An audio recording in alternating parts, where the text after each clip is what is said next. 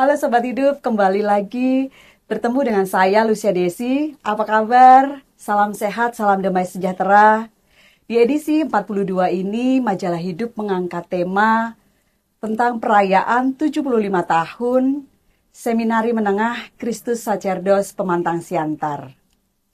Bersama saya hadir Wakil Pemimpin Redaksi Bapak Hasiholan Siagian. Halo, apa kabar? Baik, Bang Desi. Sihol? Baik, sehat-sehat, Desi. Sukses Pembaca selalu. Majalah Hidup dan pemirsa dimanapun Anda berada. Kabar sehat selalu. Kabar sehat ya, bagi pembaca setia nih. Iya, betul. Majalah Hidup kita mengangkat tema nih, Bang. Bisa iya. ceritain sedikit gak seperti apa sih 75 tahun Seminari Kristus Sacerdos di Iya. Pemantang Siantar? Betul, Desi. Edisi Hidup yang terbaru yang akan terbit pada tanggal 19 Oktober, hari Minggu besok, redaksi kami mengangkat tema yang menurut kami sangat menarik adalah 75 tahun perayaan Seminari Kristus Sacerdos Pemantang Siantar. Seminari ini adalah salah satu seminari yang cukup tua di Indonesia, walaupun bukan yang tertua. 75 tahun. Seminari ini awalnya berdiri di Padang. Lalu kemudian di kemudian hari dipindah ke Pemantang Siantar karena melihat perkembangan di Padang tidak terlalu berkembang, lalu gereja kemudian memindahkannya ke Pemantang Siantar dan ternyata anak seminari jauh lebih banyak. Lebih banyak sehingga pertumbuhan seminari sangat terasa dari tahun ke tahun. Saat ini juga termasuk para remaja yang masuk seminari cukup tinggi. Nah, itu yang menurut kami cukup menarik ya untuk diangkat ya. Ada berapa banyak, Bang, yang jadi? Kalau lihat semuanya ya dari tahun berdiri ya sampai sekarang itu kurang lebih 6.000 alumni. Banyak ya. Sebagian memang menjadi imam, sebagian besar yang lain itu justru tidak menjadi imam. Jadi gitu 95%, Bang. Ya, sekitar itu ya. Wow. Sekitar itu ya. Jadi bisa dibayangkan alumni yang tidak menjadi imam, mereka yang bekerja sebagai pengusaha, pengajar, pengacara, bahkan juga ada beberapa yang jadi duta besar gitu ya.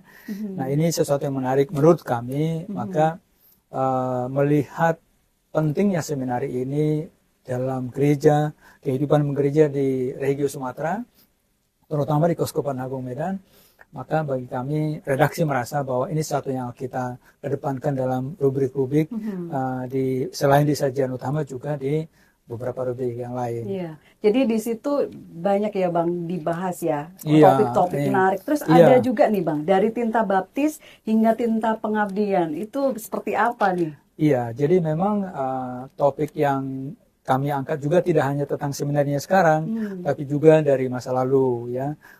Bagaimana para pater-pater awal mendirikan seminari ini ya.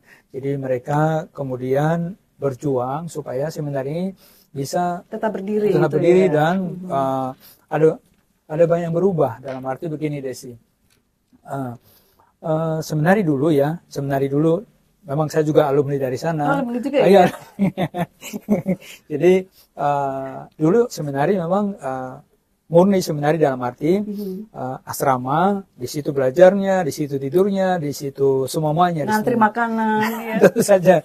Tapi kan belakangan kehidupan di asrama dipisah juga dari kehidupan sekolah. Jadi ada juga gedung tersendiri untuk belajar sekolah menengah atas atau sekolah menengah umum gitu ya, karena kan seminari juga selevel dengan SMA atau SMU gitu ya, sehingga memang belajarnya di gedung sebelah, tapi kehidupan sehari-hari ada semua, tempat tidur, ruang makan, kapel, tempat bekerja dan lain-lain.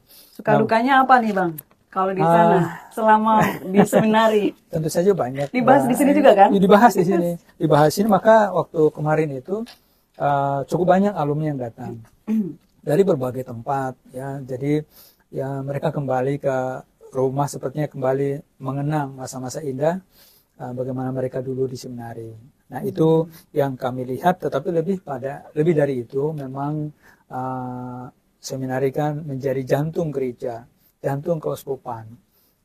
Bayangkan kalau jantungnya megap-megap gitu ya, maka yang redaksi pikirkan adalah supaya seminari ini dikenal lebih banyak oleh umat Katolik dan juga terutama remaja-remaja yang mau punya cita-cita menjadi imam.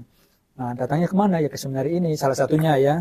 Karena juga ada seminari di Palembang, ada di Pulau Jawa, di Kalimantan, di Papua, di NTT, dan lain-lain gitu ya.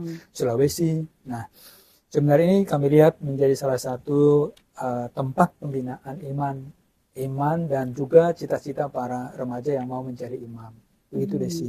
Eksponen Bang, ini rubrik yang mengangkat dari misioner ke profesor teologi ya. Oleh Pastor Profesor Dr. Edison. Bisa sedikit Bang dibocorin seperti apa sih? Iya. Pastor Edison ini, Edison Tinambunan kakak kelas saya memang dulu ya.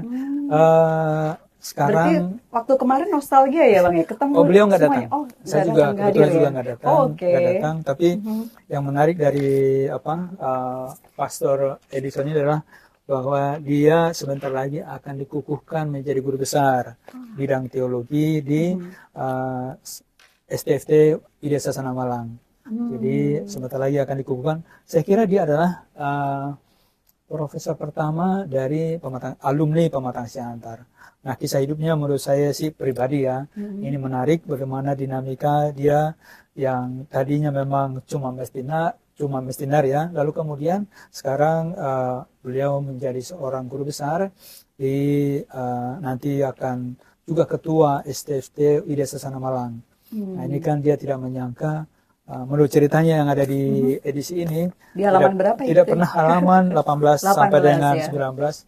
Beliau tidak pernah membayangkan menjadi seperti sekarang, apalagi menjadi profesor gitu ya. Nah, pembaca nanti bisa lihat kisahnya lebih menarik di rubrik eksponen gitu. Nah, di kolom itu ada transformasi nih Bang. Transformasi SMCS menuju seminari inklusif. Itu maksudnya transformasi seperti apa Bang? Nah, ini sebetulnya ditulis oleh seorang alumni juga. Dia sosiolog dari IPB, namanya Felix Sitorus. Dia melihat bahwa peran seminari sekarang ada pergeseran gitu ya. Dulunya seperti apa, sekarang seperti apa tuh Bang? Jadi seminari menurut dia dalam arti memang tetap menjadi tempat pembinaan calon remaja-remaja yang bercita-cita menjadi imam. Tapi kemudian kalau faktanya bahwa seminari juga banyak alumni yang kemudian bekerja di berbagai bidang saya seperti sebutkan tadi. Nah, bagaimana seminari ini menjadi cukup terbuka juga untuk bukan hanya untuk imam-imam yang ada di Keuskupan, tapi juga dari tarekat-tarekat yang ada, dari disebutkan misalnya dari ordo-ordo yang ada, bisa belajar juga di situ gitu ya. Nah, jadi peran seminari memang perlu melakukan satu perubahan, pergeseran, supaya kemudian seminari ini menjadi satu tempat pembinaan remaja yang bercita-cita menjadi imam, tapi juga kemudian karena sudah menemukan mungkin pilihan hidup yang berbeda, maka seminari bisa menjadi tempat untuk pembinaan itu untuk para remaja gitu ya. Jadi seminari alumninya juga keren-keren ya. Ya.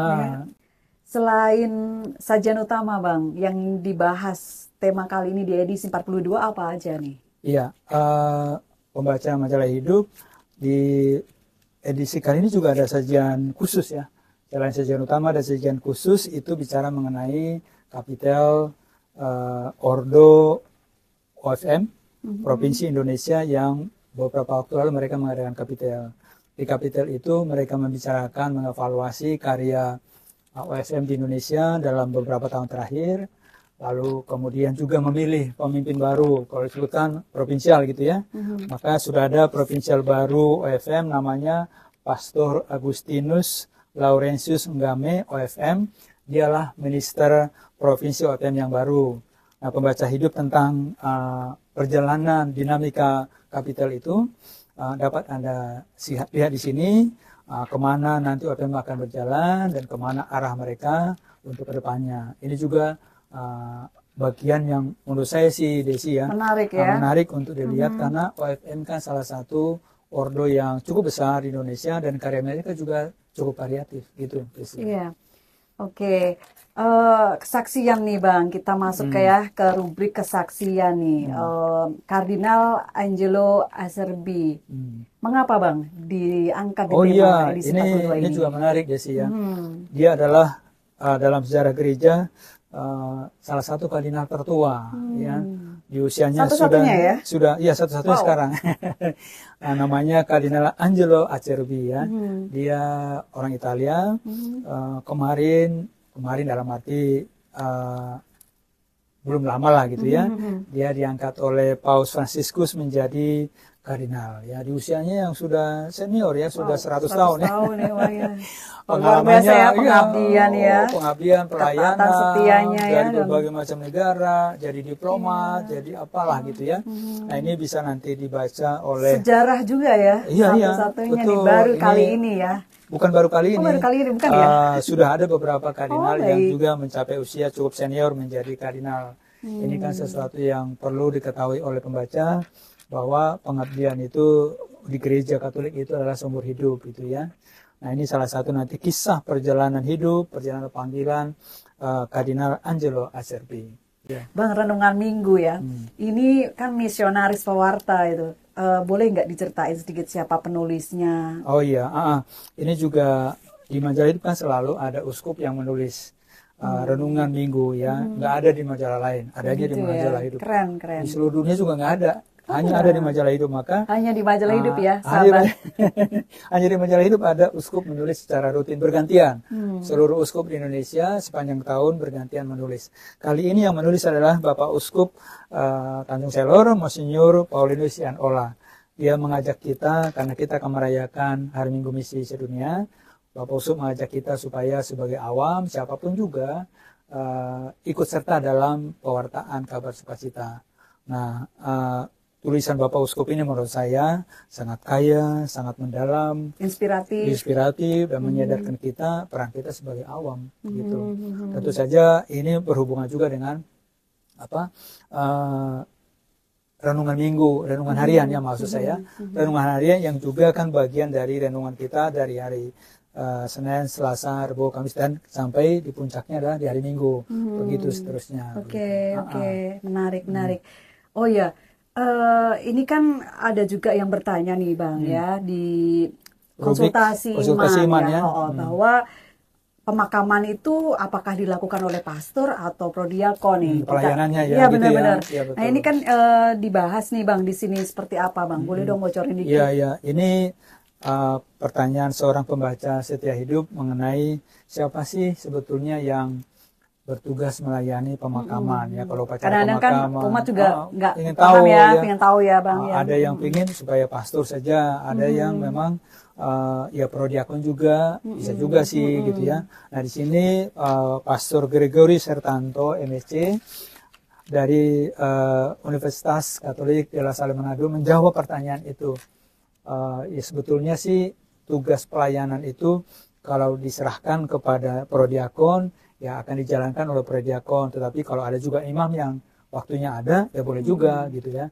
Jadi karena prodiakon juga sudah diberi perutusan juga supaya mereka juga bisa melayani upacara-upacara pemakaman. Ingat juga ya jumlah imam kan sedikit, apalagi kayak katakanlah di Jakarta satu paroki cuma ada 2, paling banyak mungkin 3. Iya, jadi bisa ya Bang ya. Jadi ternyata imam bisa, prodiakon juga diperbolehkan. Imam tentu saja. Iya pasti imam ya. tentu saja. Prodiakon juga karena perutusan mereka ditugaskan juga bisa melakukan pelayanan itu. Nah, itu yang kami angkat juga di edisi yang terbaru ini. Nanti pembaca bisa melihat di sini. Ini sesuatu yang pengetahuan juga gitu. Tak kalah menarik nih Bang. Cerpen. Baru kali ini majalah Hidup mengangkat tentang cerpen, tentang masa lalu ya. Mengapa Bang ada di rubrik kita kali ini? Ya, cerpen ini adalah salah satu rubrik yang cukup banyak pembaca ya. Survei kita menunjukkan bahwa rubrik cerpen adalah salah satu yang paling diminati oleh pembaca hidup. Tentu saja mereka punya alasan masing-masing ya. Mungkin saja bahwa cerpen itu ceritanya menginspirasi, membuat kita berimajinasi. Iya, benar-benar. Nah, kali ini ditulis oleh seorang cerpenis ternama, Lilik Agung ya. Bagi para pencinta cerpen pasti nama ini sudah tidak asing ya. Ini judulnya memang tentang masa lalu, tetapi sebetulnya penulis tidak berbicara tentang masa lalu, tetapi tentang problematika yang ketika saya baca endingnya itu loh. Endingnya itu nggak terduga gitu ya. Jadi pengen tahu. Betul. cerpen itu kan selalu kita nunggu nanti gimana klimaksnya, lalu kemudian apa pesan yang mau disampaikan. Kurang lebih begitu ya edisi ini, edisi 42 yang menurut hanya hemat di saya, edisi 42. Ya, menurut hemat saya sih cukup variatif dan beragam isu yang diangkat oleh tim redaksi. Baik Bang Sihol, terima kasih Sama-sama. untuk waktunya bersedia di Majalah Hidup untuk membahas edisi 42 ini ya. Menarik banget ya Bang ya. Betul. Baik, Sobat Hidup, jangan lupa berlangganan di media cetak Majalah Hidup edisi 42 tanggal terbit 19 Oktober 2025. Harga di 25.000 untuk media cetak dan versi digitalnya hanya Rp15.000. Endorsement, sponsorship, dan partnership dapat menghubungi marketing kami di nomor ini. Terima kasih, sampai jumpa minggu depan. Terima kasih Bang Sihol. Sama-sama.